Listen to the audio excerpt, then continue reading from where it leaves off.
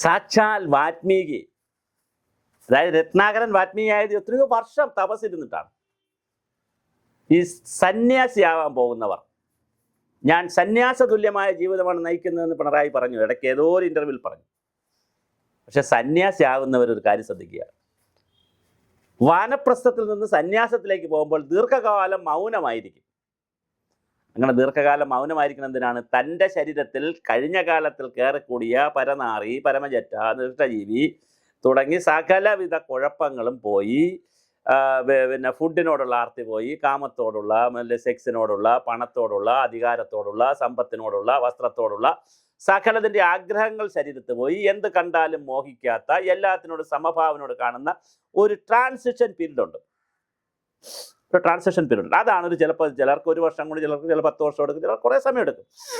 ചിലർക്ക് transition period കൊണ്ട് തീരത്തുമില്ല. അങ്ങനെ തീർന്നിട്ടാണ് സന്യാസത്തിലേക്ക് പോണത്. ഇവിടെ എന്ത് പറ്റിയെന്ന് പറഞ്ഞാൽ, കഴിഞ്ഞ ഒരു 5-6 മാസം മുമ്പ് വരെ കടക്ക് പുറത്ത് ഇറങ്ങിപ്പോടാ അത് തുടങ്ങി ഒരുപാട് ഡയലോഗുകൾ അടിച്ചു. അത് കഴിഞ്ഞിട്ടാണ് പെട്ടെന്ന് PR വർക്കുകാർ പറഞ്ഞു കൊടുത്തു, അങ്ങനെ പറ്റില്ല, ഇതുപോലൊരു കപ്പ് എടുത്ത് പിടിക്കണം, കപ്പിങ്ങനെ പിടിച്ചുകൊണ്ടിരിക്കണം, കപ്പിൻ്റെ സൈഡിൽ എഴുതിയിട്ടുണ്ട്, അത് വായിക്കണം, മൂണിനെ പോലെ സ്നേഹിക്കണമെന്നുള്ള കഥകളൊക്കെ ഉണ്ട്. അതെല്ലാം കഴിഞ്ഞു. ഇദ്ദേഹം എന്ത് ചെയ്യാൻ തുടങ്ങി? എല്ലാ ചാനലുകൾക്കും ബൈറ്റ് കൊടുക്കാൻ തുടങ്ങി. എന്നാൽ കൊടുത്തതാർക്കാ? ജോണി ലൂക്കോസിനെ പോലുള്ള ചേട്ടന്മാർക്കല്ലേ. അവന്മാർ കുത്തി തോണ്ടി എടുക്കത്തില്ലേ? ലീഡിങ് ക്വസ്റ്റ്യൻ ചോദിക്കാൻ പാടുണ്ട്. ലീഡിങ് ക്വസ്റ്റ്യൻ എന്ന് പറഞ്ഞാൽ എന്താ? കോടതിയിൽ പോലും ലീഡിങ് ക്വസ്റ്റ്യൻ അനുവദിക്കും. ലീഡിങ് ക്വസ്റ്റ്യൻ എന്ന് പറഞ്ഞാൽ ഉത്തരം ഇത് വരുമെന്ന് ചോദ്യകർത്താവിന് അറിയാമെന്നുള്ള ചോദ്യകർത്താവിന് അറിയാം, ഇതിൻ്റെ ഉത്തരം ഇങ്ങനെ പറ്റുള്ളൂ, യെസ് ഓർ നോ പോലെ ഇങ്ങനെ പറ്റുള്ളൂ എന്നറിയാം. 2 ഓപ്ഷനല്ലേ ഉള്ളൂ, ഇത് ഓരോ ഓപ്ഷനേ ഉള്ളൂ എന്നറിയാൻ ലീഡിങ് ക്വസ്റ്റ്യൻസ് ചോദിക്കാൻ പറ്റത്തില്ല. പക്ഷേ ജോണി ലൂക്കോസ് കൃത്യമായൊരു ലീഡിങ് ക്വസ്റ്റ്യൻ ചോദിച്ചു സുധാകരനെ കുറിച്ച്. അപ്പോൾ പഴയ പിണറായി ഉണർന്നു, ചെറ്റത്തരം വെളിയിൽ വന്നു. സന്യാസിയായത് പോയി, വികസനമെല്ലാം പോയി, കിഫ്ബി പോയി, റോഡ് പോയി, പാലം പോയി, സ്കൂള് പോയി, ആരോഗ്യം പോയി, എല്ലാം പോയി.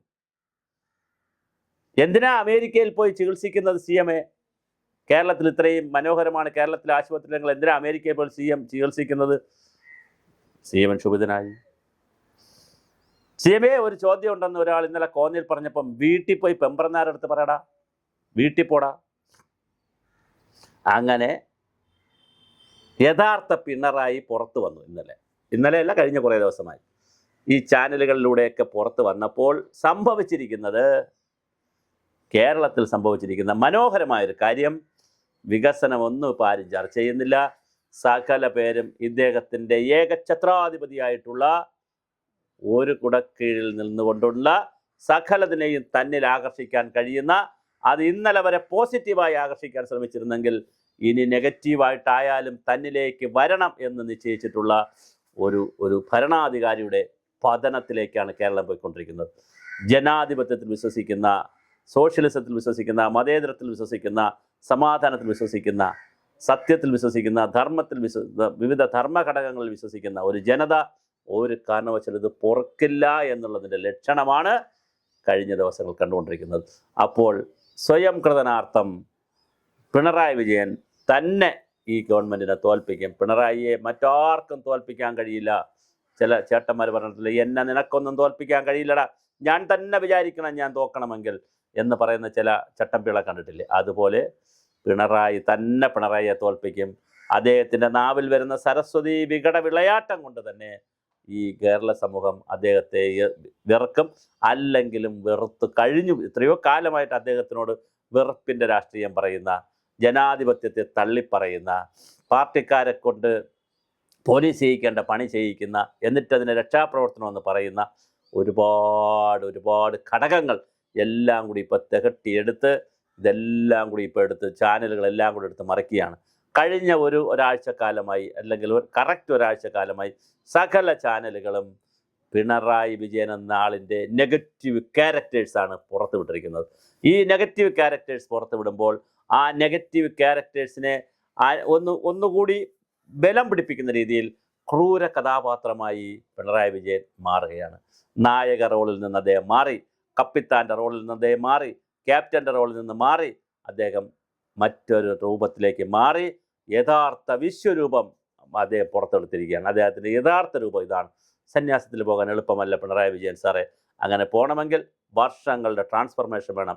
താങ്കളുടെ ബോഡി ലാംഗ്വേജിൽ, താങ്കളുടെ മനസ്സിൽ, താങ്കളുടെ ചിന്തയിൽ, താങ്കളുടെ വാക്കുകളിൽ, താങ്കളുടെ വിചാരത്തിൽ അതില്ല എന്ന് മാത്രമല്ല, താങ്കൾ തോറ്റുപോകുമോ എന്നൊരു ഭയത്തിൽ നിന്ന് ഒരു ഏകഛത്രാധിപതിയിലേക്കുള്ള വളർച്ചയിലേക്ക് താങ്കൾ മാറുമ്പോൾ വളരെ കൃത്യമായി താങ്കൾ വാക്കുകൾ പ്രയോഗിക്കുന്നതിൽ വലിയ അപകടം വന്നുകൊണ്ടിരിക്കുന്നു. ഈ അപകടം എതിരാളിക്ക് വോട്ടാകും. നിങ്ങൾ നോക്കൂ, തോമസ് ഐസക്ക് കോമാളി എന്ന് പറഞ്ഞു രമേഷ് പിഷാരടിയെ കൊണ്ട്. എത്ര മണിക്കൂറിനകത്ത് തോമസ് ഐസക്കിന് മാപ്പ് പറയേണ്ടി വന്നു എന്ന് മാത്രമല്ല, പിഷാരടി അതിൽ വല്ലാതെ സ്കോർ ചെയ്തു. താങ്കൾ ഇന്നലെ ഒരാളിനോട് വീട്ടിൽ പോയി പറയാൻ പറഞ്ഞു. ഭയങ്കരമായി എതിരാളികൾ അത് സ്കോർ ചെയ്യുന്നുണ്ട് ഇവിടുത്തെ ചാനലുകളും. താങ്കൾ പരനാറി എന്നും പരമചറ്റ എന്നുമൊക്കെ ജി സുധാകരനെ വിളിച്ചു. സുധാകരനത് അങ്ങ് ആഘോഷിക്കുകയാണ്, സുധാകരനത് അങ്ങ് അറുമാദിക്കുകയാണ് എല്ലാ ചാനലിലും. പിന്നെ ഉടനെ തന്നെയാണ് ഇത് ചാരുതയാർന്ന വാക്കാണെന്ന് എ കെ ബാലൻ വന്ന് പറഞ്ഞത്. എന്തോ ഒരു ചാരുതയാണ്. എ കെ ബാലൻ ഏത് യൂണിവേഴ്സിറ്റിയിലാണ് പഠിച്ചതെന്നറിയില്ല, എ കെ ബാലൻ്റെ ഗുരുനാഥന്മാരാരെന്നറിയില്ല.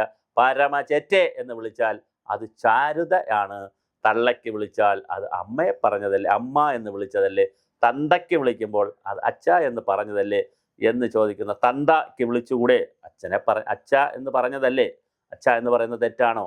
തള്ളയ്ക്ക് വിളിച്ചു, അമ്മ എന്ന് പറഞ്ഞതല്ലേ, ശരിയാണ്, തള്ള അമ്മ തന്നെയാണ്, അച്ഛൻ തന്ത, അങ്ങനെ എടുക്കാം. പക്ഷേ വിളിച്ചതിൻ്റെ ടോണും ലാംഗ്വേജും സ്ഥലവും കാലവും ആരെക്കുറിച്ച് പറഞ്ഞു എന്നുള്ളതെല്ലാം പ്രധാനമല്ലേ ബാലൻ മാഷേ, എ കെ ബാലൻ മാഷേ?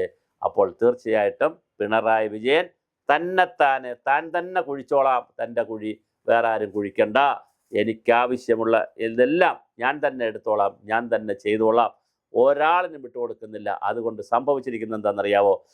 MA ബേബി എവിടെ കഴിഞ്ഞ കുറേ ദിവസങ്ങളിലായിട്ട്? ബാക്കി പ്രധാനപ്പെട്ട നായകന്മാർ, CPM-ൻ്റെ പ്രധാനപ്പെട്ട നേതാക്കൾ എവിടെ?